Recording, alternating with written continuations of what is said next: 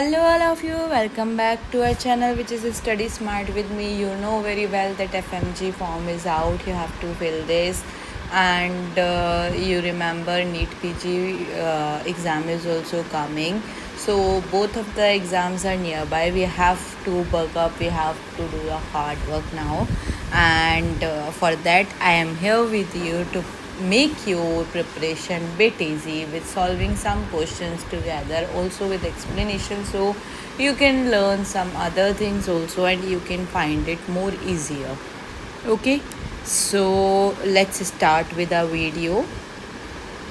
So first question is this, you can see this. Okay, now marked structure is supplied by all the following artery except, you have to see this image too. Do focus on the image, clearly listen what I am telling. Okay, so these are the choices given over here: occipital artery, superior thyroid artery, posterior auricular artery, thyrocervical trunk. So what is the answer? Yeah, thyrocervical trunk. So which muscle is this? You know this, right? Sternocleidomastoid muscle. So this receives blood supply from branches of the occipital and posterior auricular arteries. Superior thyroid artery, suprascapular artery. Okay, got my point, right? So these things are there only. So these are correct. What we have to answer? Except. Okay, let's go with another thing. So this is the image I have covered. You guys can watch this video and just remember whatever I am telling you. For what purpose is I125 labeled albumin commonly utilized in medical diagnostics? So first of all, I just want to mention you this thing. This is the combined questions. Okay, so everything is combined in this. No, it is not a symbolically for a one subject. It is having a kind of a grand test. Okay, so plasma volume, interstitial fluid volume, ICF, ECF. Correct, very correct. Plasma volume. So you can see this: total volume water, deuterium most commonly used, tritium, and anipyrine. Sometimes this also asked. Extracellular fluid is having inulin, sucrose, mannitol, and sodium thiosulfate. Correct? So inulin is a gold standard substance. Plasma volume, Evans blue dye. Here it is written. What is it written? I120. Okay, for the blood volume, 51 cr level red blood cells are calculated as blood volume is equals to plasma volume. Now interstitial fluid calculated as extracellular fluid volume, plasma volume. Intracellular fluid calculated as total body water. Okay, extracellular fluid volume. Now let's come to another question. See this. You get these kind of questions in exam, guys. You get this kind of question. This is not at all based on a single paper I have put. It is for PG, it is for NICT, it is for your FMG. So you have to buck up hard. Okay, a 45-year-old carpenter has a chronic pain and stiffness over the lateral aspect of the elbow, especially when using a hammer. On examination, this test is shown. Which muscle attachment is likely to be? Tell me the answer, guys. Correct. Extensor carpi radialis brevis. ECRB. What test it is? Maudsley test.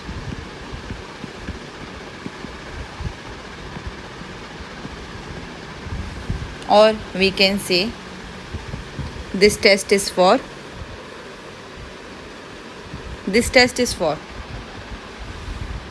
to confirm the tennis elbow. And what comes in that? Lateral epicondylitis. And which muscle in this? Extensor carpi radialis brevis. Epicondylitis, what it represents? It represents the degenerative process involving the origin of the extensor tendons at the lateral ligament, the flexor pointer muscle group at the medial elbow. Okay.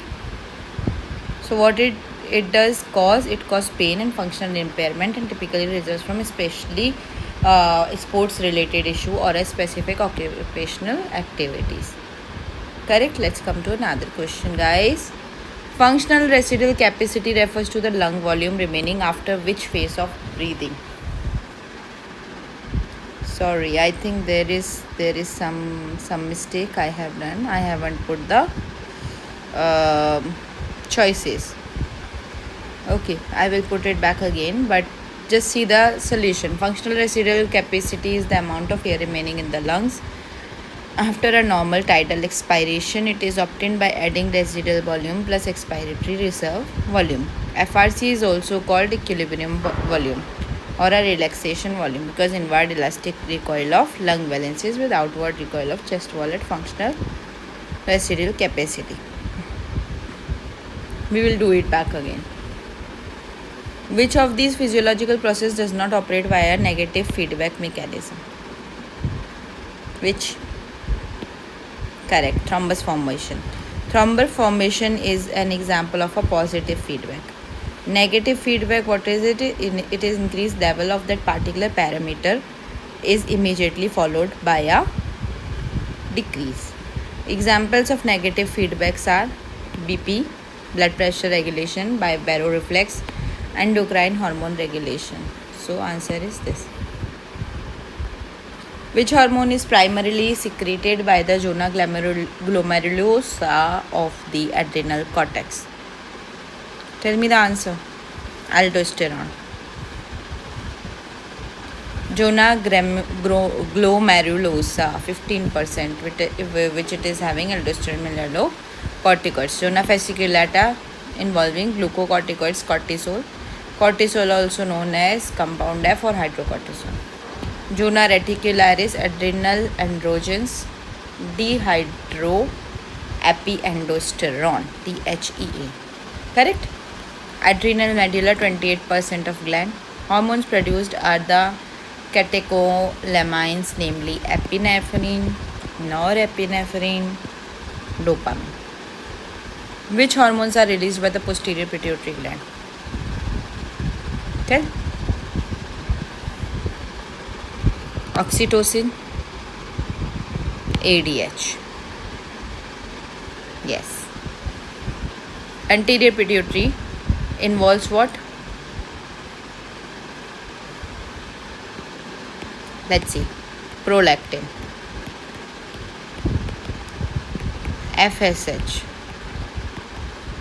LH, ACTH, TSH, MSH.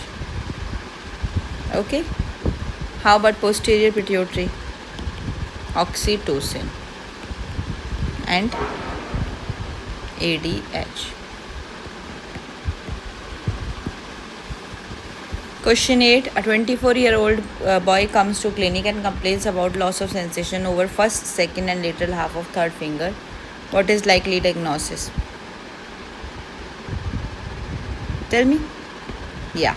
CTS, carpal tunnel syndrome, not cubital tunnel syndrome. Carpal tunnel syndrome involves median nerve compression. Correct. It provides 3 digital branches for the lateral one and half digits including thumb.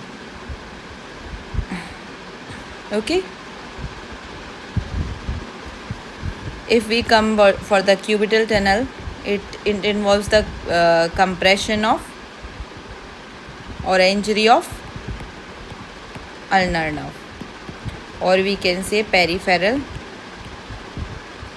nerve compression syndrome. Okay. This is the second most. This is the first. Sometimes people get confused with both of this, so you have to remember this. This involves medial, this involves ulnar. Here I have given you the image also. Cubital, carpal. Which of the following is not a branch of first part of maxillary artery? Greater palatine artery.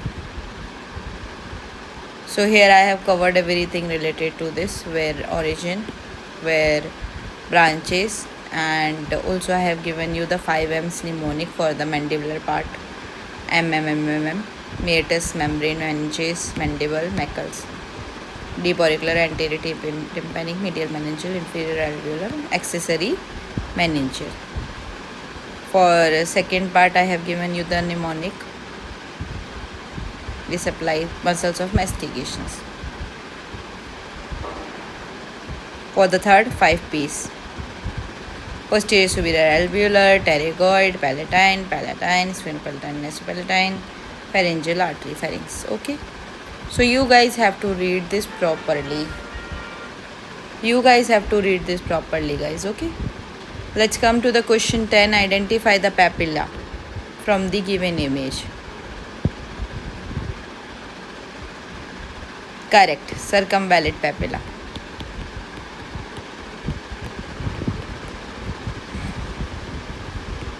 Guys, remember this. We are solving a lot of questions all together. Papilla of tongue. You can see this. This is circumvallate papilla. I have tried to fulfill with you explanation also, so you remind things clearly and efficiently. This is palatine tonsil. This is lingual tonsil. Here in a side you get foliate papillae. There this thing. What is this? Filiform papillae. And there fungiform papillae. And there is a circumvallate papillae. And they are asking about this circle. Okay. So I am thinking that this is enough for our first video for you. I think because I know this that you won't watch more bigger videos. You get bored with that. That's why I am trying to compile you with a short video, so you definitely watch that. So I really want to tell you that stay connected with this channel. I will try to help you out, and you can even comment below if you require any topic video or any doubt you guys are having. You can just comment below. I constantly check my channel. If you comment something, I will definitely going to process that. And thanks for watching me. Stay connected with me. Do hard work. Stay motivated. Also do share it with your friends and on another groups also. Thank you. Bye bye. Take care.